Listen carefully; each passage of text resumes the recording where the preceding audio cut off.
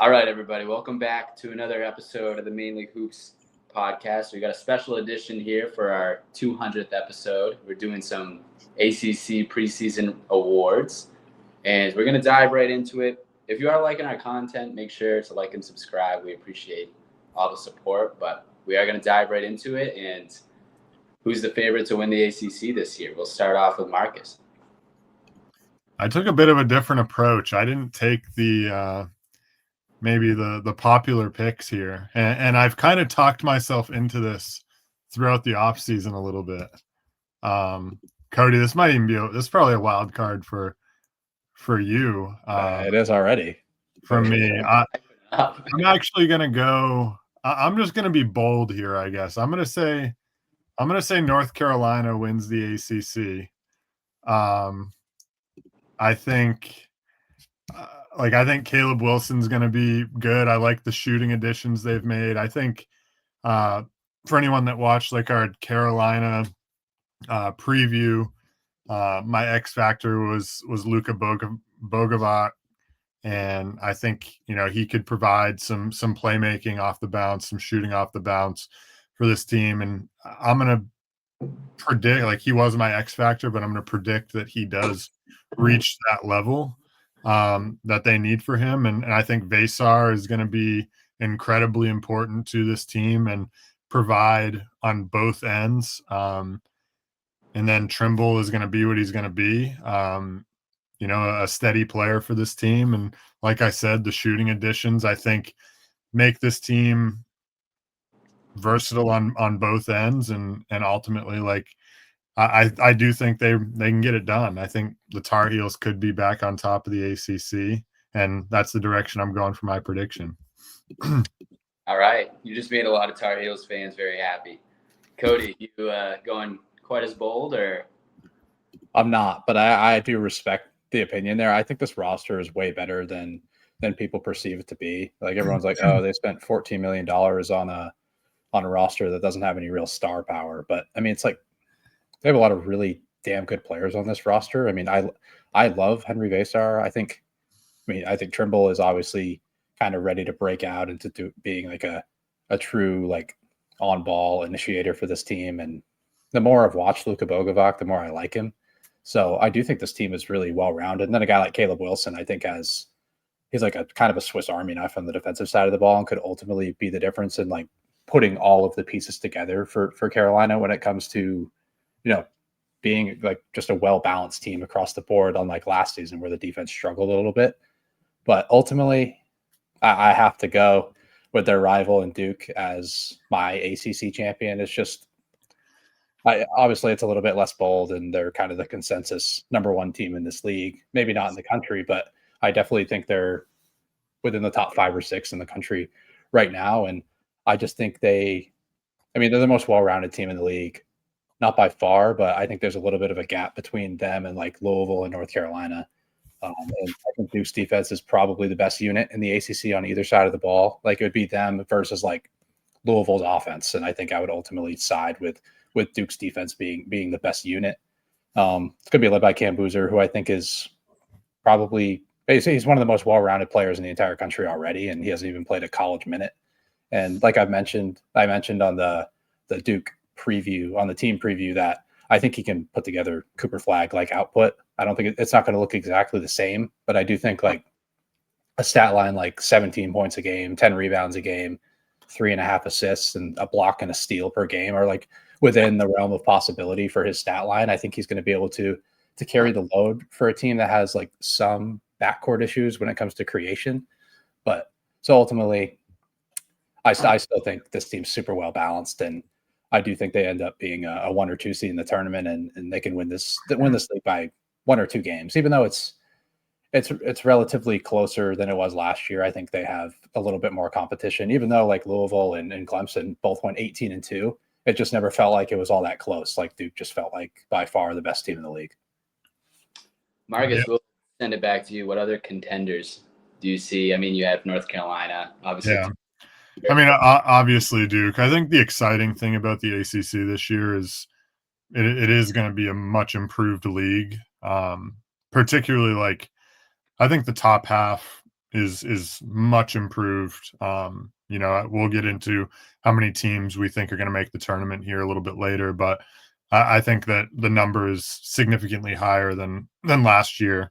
And last year, there was still controversy about whether even all the teams that did make it should have made it. Carolina fans were catching a lot of strays from that one. But contenders, I think obviously, like you said, Duke, obviously UNC, like I said, and then I really think it's like a 4-team at the top race. Louisville and Virginia being thrown in there.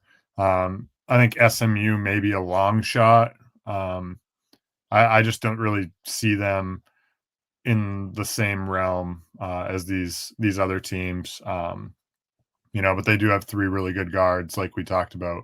But obviously Louisville's offense, their shooting could carry them to an ACC title, their offense, but then on the defensive end, a little bit more up in the air. And then Virginia, there's just a lot of unknown with Virginia at this point, right? First year head coach at Virginia, Ryan Odom.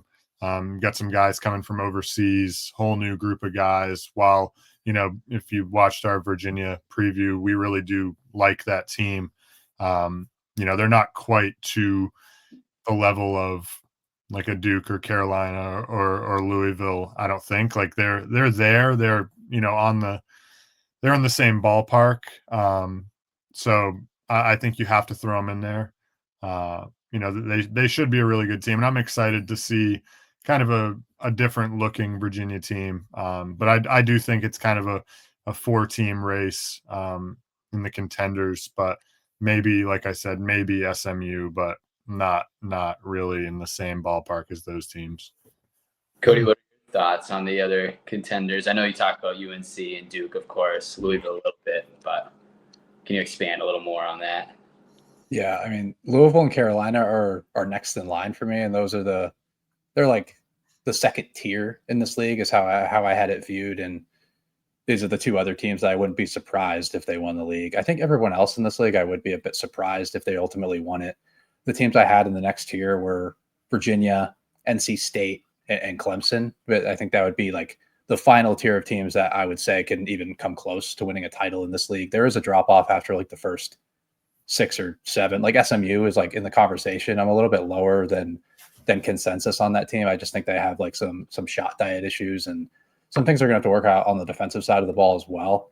But ultimately, like Clemson, they don't have the ceiling, I don't think. I think they always have a stable floor. I think 18-2 last year and like coming close to winning the league was probably as high as they will ever get with the current like roster construction that Brad Brownell deploys. So and NC State, we talked about them a little bit as well. We're not particularly high on their offense. I think Will Wade and his defensive-minded style can ultimately give them a high floor in this league. And we love Darian Williams here. He could, if he is the offensive hub that I guess Marcus thinks he is, I think they can go on a run and potentially they could easily be top 3. I wouldn't be like shocked, but I'm a little bit lower on them than the consensus. And for Virginia, like if they reach their peak on the offensive side, I think they can be truly in the conversation to win this league. Like they have shooting all over the place. They can go seven deep with guys that really have a chance to shoot at 40% from 3 this year. It's just the defensive concerns we have with the international guys who are going to have to probably take on a little bit too much of a load in the rim protection area. So ultimately, I think they're just a step behind that first tier. All right, let's move along to a little bit more of individual accolades, but we're going to start off with all conference first and second team from each of you and player of the year as well. We'll throw that in. Marcus, we'll start with you.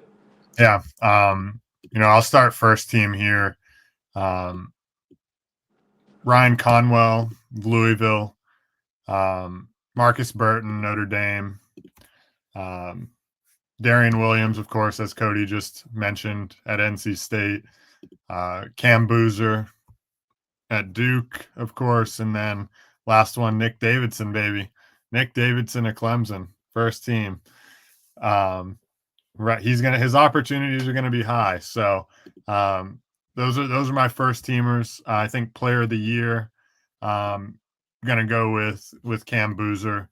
Cody kind of hit on a lot of the reasons why. He's going to do too much for that team on both ends of the floor. They're going to play through him a lot, as we've talked about, because Duke is maybe lacking a little bit of that guard on ball creation. So they're going to play through him on the offensive end quite a bit. And he has the ability to score in multiple ways. And then on the defensive end, he's going to be, massive on the boards, massive in protecting the rim, and also the versatility of guarding multiple positions. So I think that all that stuff is going to ultimately lead to him winning the Player of the Year. And, Duke very easily, they're obviously the favorite for a reason. So Cam Boozer, I think, is a pretty good bet to win Player of the Year.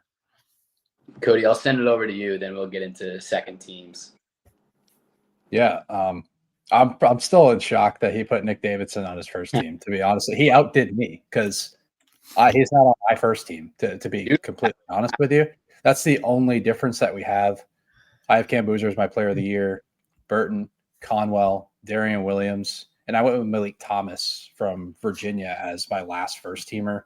I think he's going to have to do or provide a lot more creation for this team than it kind of looks on the outset. I'm not particularly high on like Dallin Hall or Ja'Cory White as playmakers. So I do think Malik Thomas is going to have the ball in his hands, getting into the lane a ton and still being able to put together his 20 point per game like output that he put up at San Francisco. And I think there's some more playmaking upside. And he's really the only guy that I would classify as a 3-level scorer on this Virginia roster at the guard spot at least. So ultimately I'm a little bit higher on his game than most. So ultimately I went with him over Nick Davidson as my last first teamer.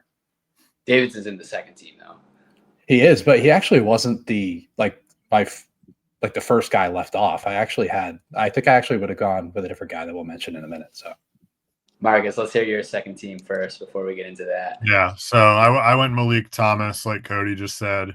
Boopy Miller at SMU. Henry Vasar, North Carolina, and Caleb Wilson, also North Carolina, riding the wave of my prediction of Carolina to win the league. Got to have a couple second teamers if there's no first team. I think both players will be very, very important, particularly on the defensive end, and contribute to, a lot of Carolina's success this season, of course. And then the last name I threw in there is my boy Donnie Freeman, breakout candidate. Didn't play many games last year, right? 14 games, but averaged 13.9 and 7 boards. I think he's primed for a big leap this year, and as long as he's healthy, I could easily see him being here. We'll move right along and go to defensive. Oh, actually, Cody, I got to get to my second teamer. We look a little different. So like I went Nick Davidson, but you didn't have Seth Trimble, did you? I didn't.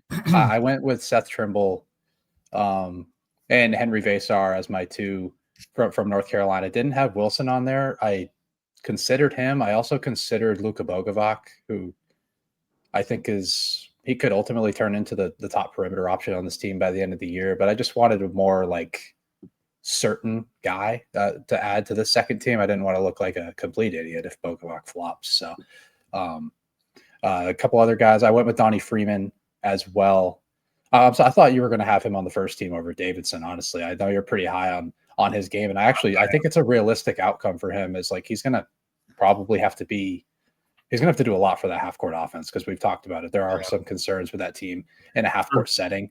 Yeah, like for me with him on first team, it really just came down to like team success. And while I know like Notre Dame's not going to be that good either, like Marcus Burton to me has less around him and is going to contribute more than like Freeman with having Nate George and JJ Starling for all of their whatever they have to offer. Sometimes it's not pretty, like we've talked about, but I really like Donnie Freeman, and I could definitely see it, but I just don't know like with Syracuse's team success. Right. Yeah. The last guy I went with was I went with Bai Dongo from Georgia Tech. I mean, I believe he was a third teamer last year. And I just think another guy that's going to have to be everything for the half court offense. Georgia Tech has major concerns on the perimeter that we mentioned. And I think Dongo's he's going to have to be like a post hub for this offense. Him and Mohamed Sila and their two-man game in the post is, going to have to be prominent for that team to gain any sort of traction. And for Dongo, I think a 17 and 10 like output is like a real possibility with, Nate George walking out the door. He doesn't really have that guard pairing that he's had the first 2 years. So I think he's going to have to take matters into his own hands. All right, now let's move right along to Defensive Player of the Year. Marcus, who do you got?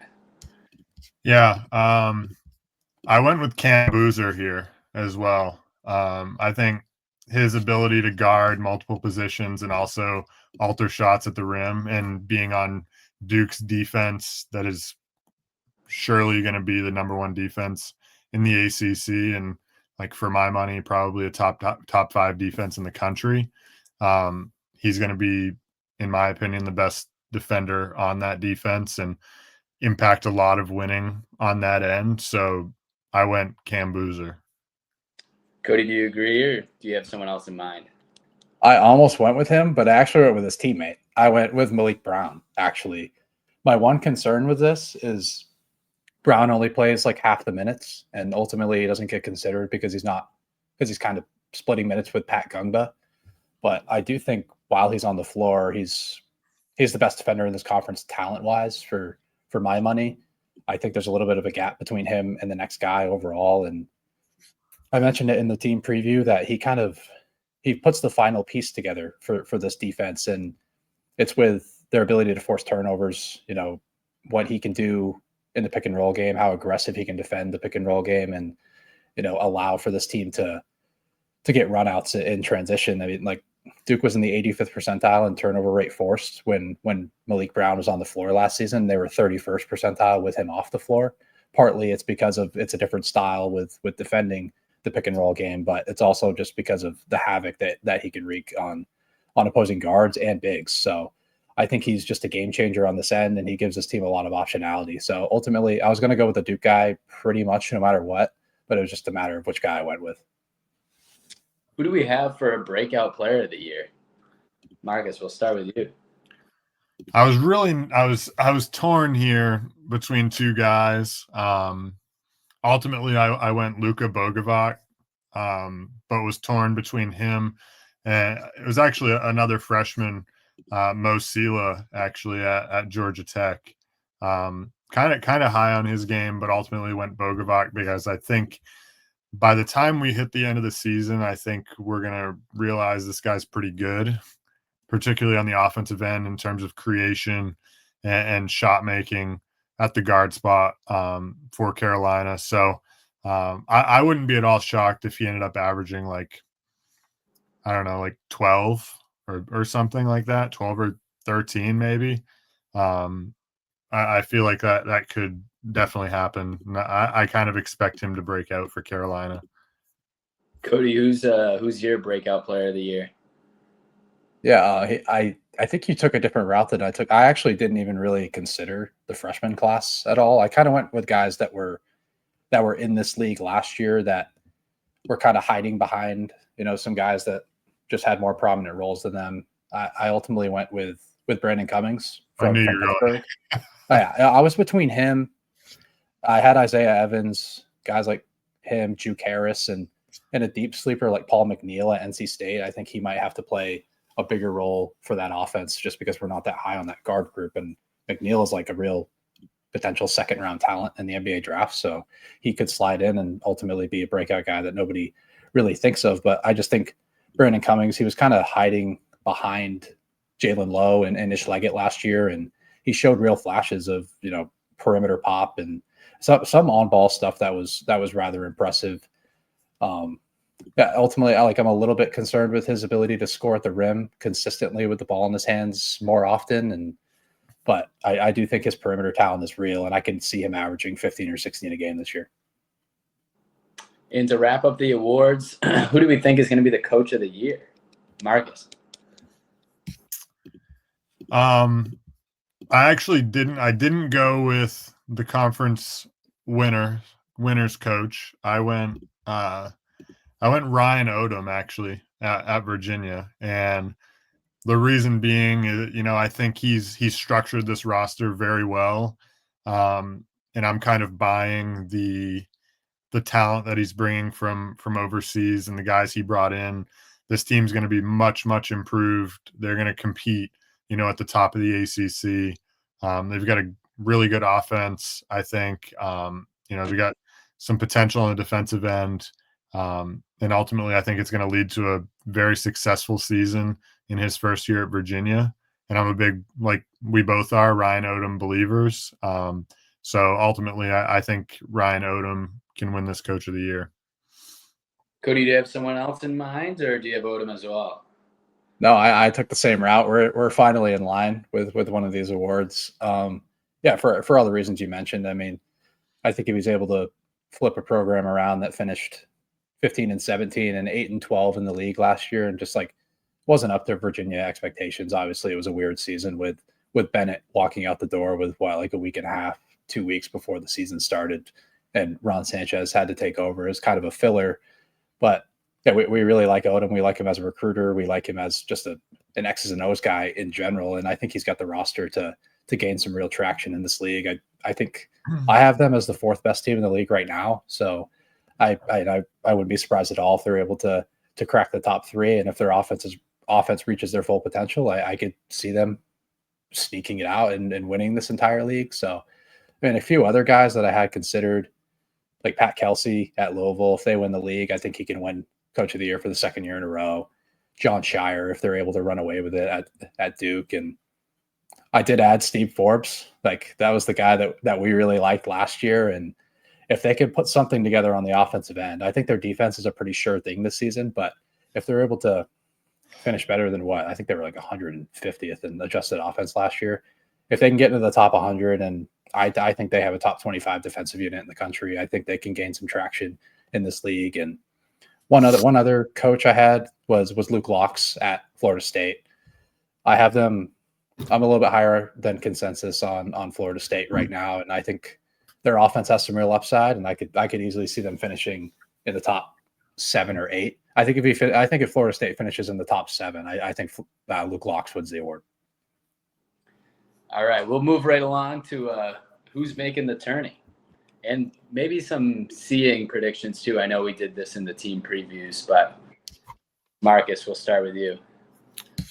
Yeah, I went with kind of a big number here. I think it's a much improved league, and I'm going to predict that maybe a couple of them sneak into like the last 4 in. They play in Dayton on that Tuesday or Wednesday. But I'm gonna go with 9 teams make it. Kind of a bigger number, but Duke, of course, UNC, Louisville, Virginia, SMU, NC State, Wake Forest, and then Clemson and Florida State. Florida State sneaking in as like an 11 seed. I think the offense, like we've talked about in their team preview, I think they've much improved shooting. It's a much different looking team. So I wouldn't be shocked. And, I've been a buyer of like NBA coach transitions to college. So we're going to roll 9 out there. It's a much bigger number than the ACC has seen in recent times. It's bigger than I expected, I'm not going to lie. But Cody, let's hear your thoughts. Yeah, I don't think I can get there on 9. I have it as 5 that I think definitely make it, with a potential 6th. So I have Duke, Louisville, North Carolina, Virginia, and then one of NC State or Clemson, I think, ends up making it. I do think there's a possibility, like at this league ceiling, I think they can get 9 with like SMU, Wake, like potentially Miami as well. Like they have a good roster, and if Jai Lucas is able to put everything together, like I know we haven't mentioned them once so far here, but I do think they have enough talent, and they just need to need to stay healthy, and they need to find either stay healthy or find some depth pieces that are going to be able to contribute. Find And some then, shooting. I think find some shooting. shooting As well. That would really help. But I do think that's a pretty good defense at this point in time. But and I think Florida State has a possibility of making it, but I do have some defensive concerns, especially with like what are they going to do with the 5, and they do have depth concerns as well, just like Miami. So ultimately, I don't think all of those teams can get in. Like I think that would be like a dream if they're able to get 9 or 10 teams in. And yeah, so ultimately, I'll say 6 because I do think this league has improved, and I think they're all going to elevate each other. But what was it last year? I think they got 4 in last year, with like Carolina being like the team the last 4 in. But I don't think it looks like that this year. I think this league has improved for the last couple of years. All right, then finally, any bold predictions? Marcus, I feel like you've had a couple already, but do you have another one you want to rattle off? Yeah, I've got one other one. I think the ACC gets decided on that final Saturday, the ACC regular season title, Really? and Carolina wins at Cameron Indoor and takes home the ACC regular season title. I like it. Cody, what's your bold prediction? I don't have anything crazy for this. Like I said at first, FSU reaches their ceiling and gets into the top 7 in the ACC, and Locks can truly win the ACC Coach of the Year. Obviously, I didn't even go with that in the Coach of the Year predictions, so it wasn't all that bold. But yeah, I don't have any like true like hot take in this league. I think Marcus kind of stole all the thunder for hot takes here with 9 teams. I'm still kind of sitting here in shock about that amount. So yeah, I'll say, I mean, Florida State, they're not like, they just kind of remind me of like BYU with what Kevin Young was bringing in last year as like the NBA assistant that came in, and the offense really broke out. So I think at their ceiling, like, yeah, they're a top 6 or 7 team, and they make the tournament and make some noise. All right, I like it. That wraps up the ACC preseason awards show. As always, thank you for listening to the Mainly Hoops podcast.